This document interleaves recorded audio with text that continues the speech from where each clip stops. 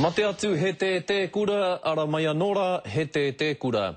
Koera te kōrero e puea ake ana I te tangihana o Jim Nichols, hei whakaroarotanga mā ōna uri no ōna iwi o te rohe o Hauraki. E hia ke nei ngā kaupapa I kōkiri hia ai e Jim Nichols mo te iwi Māori, engari ko te pātai ia I nai anei, mā wai āna mahi e kawe ake.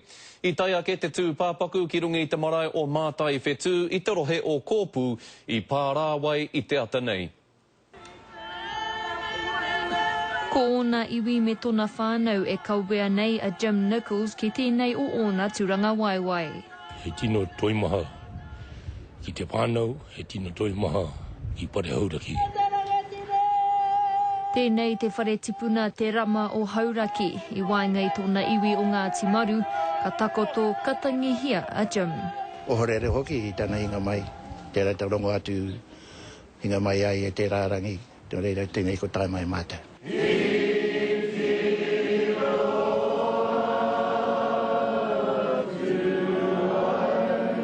He rangi tēnei kia mehia ia e tōna iwi ake o pare Hauraki, mo o na mahi mutu ngā kore. E te heo ngā kai hau tū o te ao Pākehā, ko retired rātou.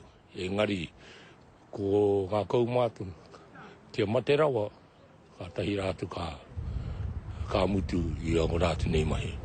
Ina te nui me te taumaha o ngā take I kōkirihia nei e Jim Nichols mo te iwi, ko te nui ngā kaorea no kia tau noa. Me te mōhioa a ōna tuakana teina, kua takoto te mānuka, hei kawea ake. Mā tō mātou reinga hei tūtuki I ngā hu katoa I pēhia nei e tō mātou reinga. Kāre Jim I hia kia tukunāto tēnei tōi mahatanga ki wā mātou mokopuna e tupu ake nei.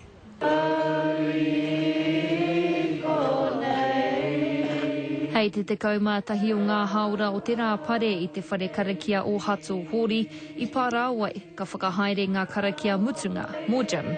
Irina Smith, Te Karere. E te matua e Jim e mihi ana mātou o te karere ki a koe mo o kupu kōrero, kupu kura ki a mātou I roto I ngātau moe mai rā.